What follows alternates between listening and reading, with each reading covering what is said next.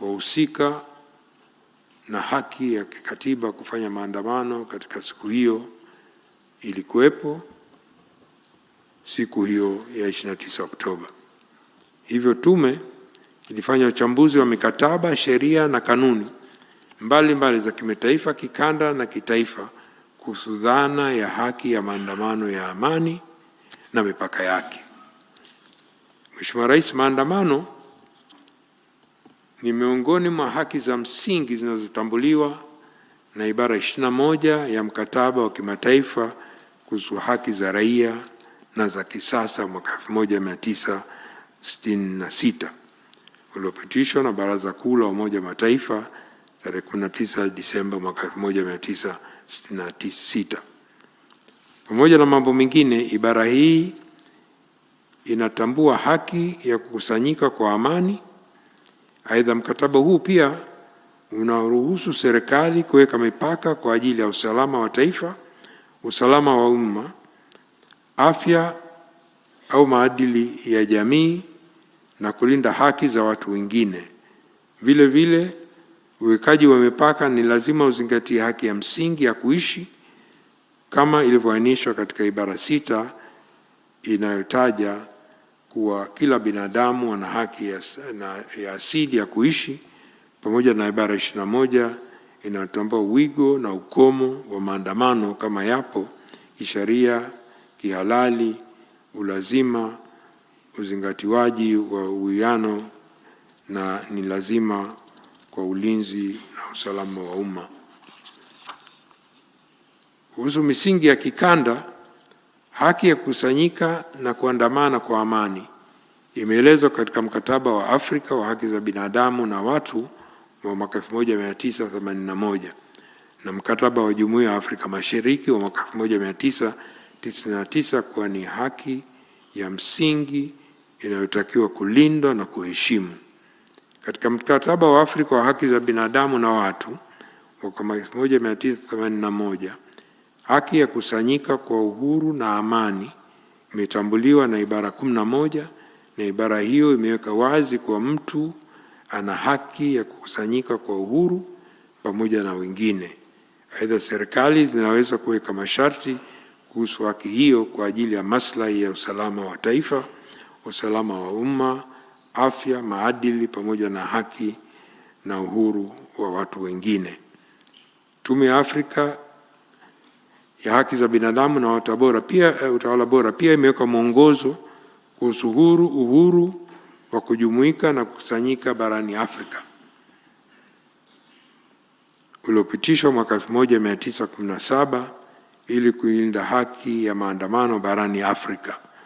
Mwongozo huu unazingatia nchi wanachama kuhakikisha maandamano ya amani yanaruhusiwa kwa mujibu wa sheria za nchi. Wajibu wa serikali ni kuruhusu mijumuiko hiyo iliyobainishwa katika katiba za nchi, na polisi wanapaswa kulinda waandamanaji na matumizi ya nguvu kupita kiasi hayaruhusiwi. Misingi ya kitaifa. Katiba ya Jamhuri ya Muungano wa Tanzania mwaka 1977 imeweka haki za msingi za binadamu, ikiwa haki ya kuishi na uhuru wa kukusanyika au kuandamana kama sehemu ya kutumia haki za uhuru wa maoni na kujieleza, pamoja na uhuru wa kukutana kwa watu wengine kwa hiari na kwa amani. Aidha, sheria ya jeshi la polisi na huduma saidizi pia imetoa mwongozo kwa mambo mengine na imeweka taratibu wa namna haki ya maandamano inavyopaswa kutekelezwa katika utekelezaji wa haki hiyo. Sheria pia imeweka mambo ya msingi ya kuzingatiwa kwa washiriki waandamanaji na serikali, kama vile haki ya maandamanaji na wajibu wa kutoa notice, kueleza madhumuni ya maandamano na eneo la mkusanyiko na utoaji wa zuio la maandamano. Baada ya uchambuzi na ushahidi na taarifa kuhusu matukio ya wakati na baada ya uchaguzi mkuu, kwa muktadha wa vifungu hivyo vya katiba, hususan kukusanyika, kuandamana kwa amani na kutoa maoni, na baada ya uchambuzi wa mikataba ya kimataifa, kikanda na sheria za Tanzania kuhusu wajibu wa serikali kulinda haki ya kusanyika kwa amani, ni hitimisho la tume kuwa kilichotokea siku ya uchaguzi mkuu Oktoba 25 hayakuwa maandamano ya amani, bali yalikuwa ghasia lililoambatana na matukio ya uvunjifu wa amani. Hitimisho hilo linatokana na sababu 4. Ya kwanza, yanadaiwa kuwa maandamano hayakuzingatia matakwa ya ibara 18 na 20 ya Katiba ya Jamhuri ya Muungano wa Tanzania na sheria za nchi, ikiwemo maandamano kuwa ya amani na kutoa notice kwa jeshi la polisi kwa mujibu wa vifungu 42 na 43 kwa sheria ya jeshi la polisi. Matakwa ya sheria za kimataifa sio kibali, ni notice, na Tanzania pia liko takwa hilo la kutoa taarifa, sio kibali, na sisi kwetu ni taarifa ya masaa 48 kama ilivyo sheria ya Ureno, ni kama vile ya Tanzania. Lakini la pili ni haki ya kila mtu kushiriki uchaguzi mkuu kama mpiga kura au mgombea. Ni haki ya kikatiba kwa mujibu wa ibara 5 ya katiba ambayo haipaswi kupokwa. Ghasia zilipangwa na kutekeleza siku iliyotangazwa kisheria kwa ni siku ya uchaguzi mkuu. Hivyo kufanya ghasia siku hiyo ilikuwa ni kupoka haki ya kikatiba na kisheria za wananchi wengine, ikiwemo haki ya kupiga kura na kuchaguliwa. 3, washiriki wa ghasia za wakati na baada ya uchaguzi mkuu walibeba silaha za aina mbalimbali zikiwemo mawe, nondo, mkuki, sururu, fimbo, marungu, visu, vibiriti, vipulizi, bunduki, manati, kombeo, rato, mapanga, jambo ambalo haliruhusiwi kisheria katika maandamano ya amani. Hii ni kinyume cha sheria na taratibu za kimataifa, ibara 21 ya mkataba wa haki za binadamu na raia na kisiasa mwaka 1966, wa kikanda ibara 11 ya mkataba wa Afrika ya haki za binadamu za watu na binadamu mwaka 1981, na ibara 10 na 11 ya mkataba wa Ulaya wa haki za binadamu mwaka 50, na kitaifa ibara 18 na 21 ya katiba ya Jamhuri wa Muungano wa Tanzania haviruhusu maandamano kwa watu waliobeba silaha. Na 4, sheria na taratibu za kimataifa, kikanda na kitaifa haziruhusu maandamano yanayosababisha taharuki katika jamii, kuhatarisha usalama wa taifa, kusababisha uharibifu wa mali za umma na binafsi, pamoja na kuhatarisha maisha ya watu wengine. Mambo hayo yalifanyika na yanakuwa kinyume cha sheria na tafsiri ya maandamano ya amani. Kwa kuzingatia sheria na kanuni zilizotajwa, maandamano ya amani ya kitaifa, kikanda na kitaifa, na ushahidi uliowasilishwa mbele ya tume, ni maoni ya tume kuwa kilichotokea wakati na baada ya uchaguzi mkuu haikuwa maandamano ya amani, na hivyo kuwa nje ya kinza ya sheria na kanuni hizo. Isitoshe, tume imepata ushahidi usio wa shaka kwa matukio ya ghasia ya 29 Oktoba yalipangwa, yaliratibiwa, yalifadhiliwa na kutekelezwa na watu waliopata mafunzo. Waratibu walitumia mbinu mbalimbali, ikiwemo kuwatumia watu wasio na ufahamu wa kina na vijana waliokata tamaa, huku wakihakikisha kwa vitendo vya ghasia vinafanyika kwa wakati mmoja kufika maeneo tofauti ili kuwachanganya na kutawanya jeshi la polisi. Mheshimiwa Rais, taarifa na ushahidi unathibitisha kuwa watu waliokuwa wakizunguka katika maeneo mbalimbali kama vile mitaani, vyuoni, kwenye masoko na stendi za mabasi, wakishawishi na kuwaandikisha watu mbalimbali kushiriki katika ghasia za wakati na baada ya uchaguzi mkuu. Mfano, watoto wanaoishi katika mazingira magumu, waendesha pikipiki na wajasiriamali wadogo walieleza kuwa walipewa fedha kati ya shilingi 10,000 hadi shilingi 50,000. Ni waliahidiwa ajira na maisha bora. Ilielezwa zaidi kuwa kuanzia tarehe 12 Oktoba mwaka 2025 hadi tarehe 28 Oktoba waliwekwa pamoja kupewa mafunzo, kuandaliwa na kuhamasishwa kuwa sehemu ya kuanzisha na kushiriki ghasia siku hiyo.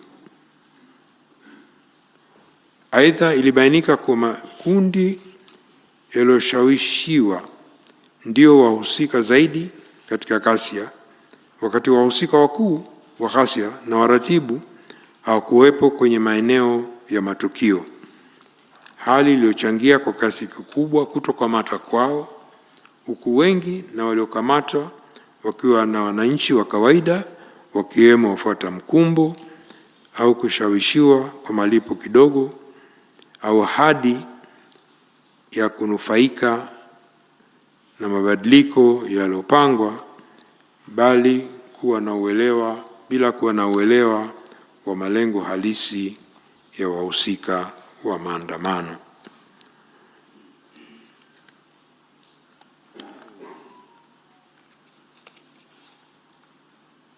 Kuna kijana mmoja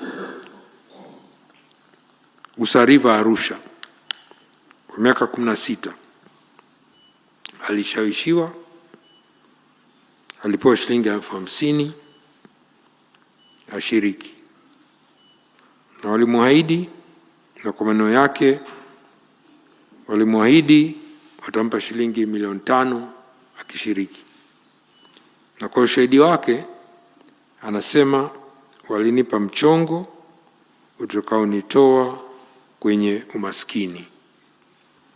Huyo ni mmoja tu katika mashahidi ambao wamekuja mbele ya tume kuelezwa namna walivyorubuniwa ili kushiriki kwenye ghasia. Kutokana na ushahidi na taarifa na maoni yaliyopatikana, tume inabainisha na imeainisha kwenye ripoti yake Mheshimiwa Rais mbinu 16 zilizotumika na wahusika wakuu na waratibu kufanikisha ghasia za wakati na baada ya uchaguzi mkuu.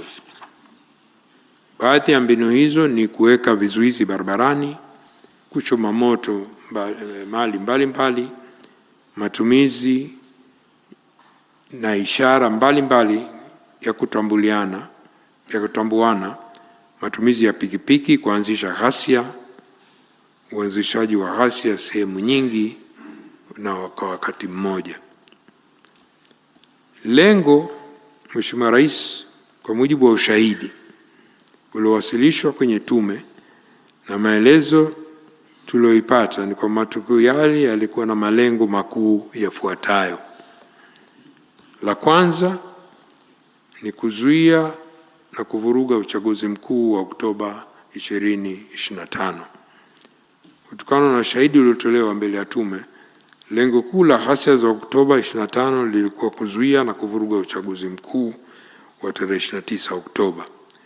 Lengo hili linadhihirisha kupitia vitendo mbalimbali wafanya ghasia, ikiwemo kuharibu vituo vya kupiga kura, kushambulia askari kwenye vituo, mawakala na wasimamizi wa uchaguzi, kuharibu mali za wasimamizi wa uchaguzi, vitishio, madhara na mashambulizi dhidi ya wananchi waliojitokeza kupiga kura, kupora mali za wasimamizi wa kupiga kura, na pia kuna ushahidi kwa wale wamepiga kura na bado walikuwa na vidole vyenye alama ya wino, kukatwa vidole vyao au kujaribiwa kukata vidole vyao, na wengi wao walipa fedha ili wajinusuru kufanyiwa hivyo.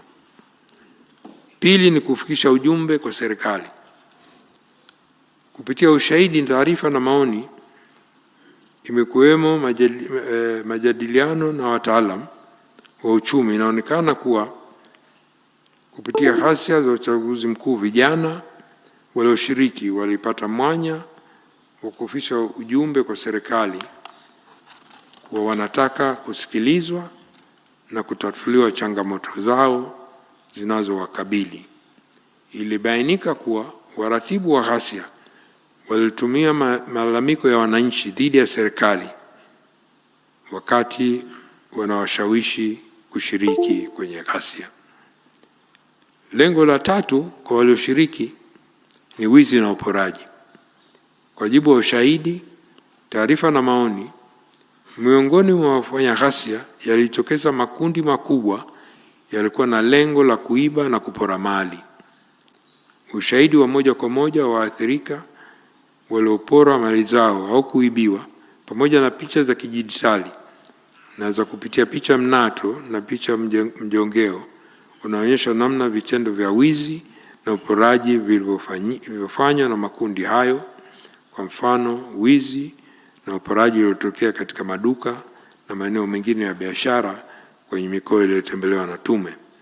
Vitendo hivi vimethibitisha pia na baadhi ya wamiliki wa mali na biashara waliofika mbele ya tume kutoa ushahidi.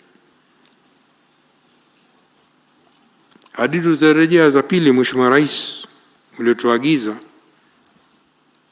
ni kubaini madhara ya kibinadamu, kiuchumi, kijamii, kisaikolojia yaliyotokea.